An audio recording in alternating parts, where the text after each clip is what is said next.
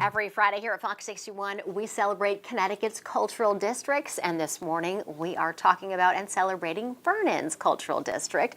We have two people from Connecticut's cultural gems. We are talking about the New England Civil War Museum and, of course, also Rockville Public Library. We are welcoming Dan Hayden and Jennifer Johnson here to the studio. Thank you so much for being with us. Thank you. Great to be here. Yeah. So tell us a little bit more about Vernon's cultural district. It is very rich. Absolutely. Yeah, Rockville is a old textile town. There were a lot of mills there that helped build that as a cultural center for Vernon and the Windham County area. And within that area, there are lots of existing really neat cultural gems, as you put it there, including our organizations here. Yes. And talk a little bit more about how long you've been involved. Gosh, I've been involved probably about 3 years now. You know, it started through Sustainable CT. There were lots of conversations about different ways that we can look at our community and enrich what we already have, and making a cultural district was one of those things. So I was involved, and Dan was as well, in those talks at the very beginning. Talk a little bit more, Dan, about what sets the Civil War Museum apart from other museums. Right. Well, the New England Civil War Museum and Research Center that we have, it's in the Vernon Town Hall, and that's very intentional because the Vernon Town Hall was built as the Civil War memorial for the town.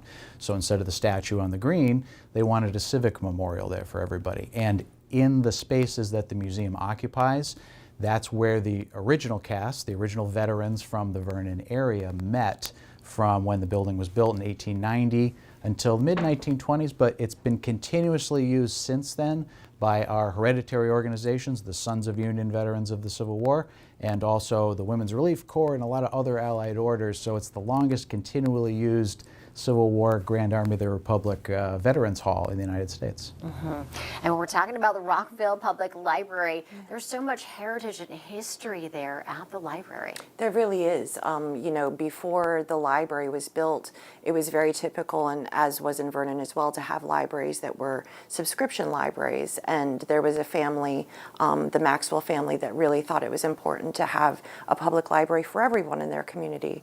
And so that family donated money, and the town matched it, and they built this beautiful building that has continued to enrich the community with, you know, all kinds of cultural activities and obviously literature as well. And you both do, with your organizations, a lot of outreach to get the community in, to learn about the history of the town. Absolutely.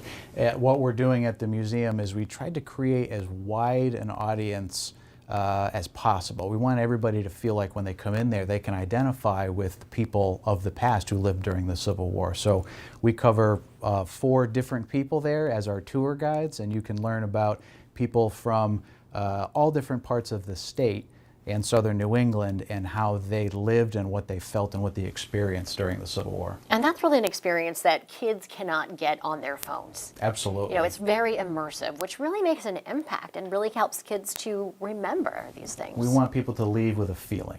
The dates and the names are not as important as what you feel and how you remember and how you connect with the people of the past.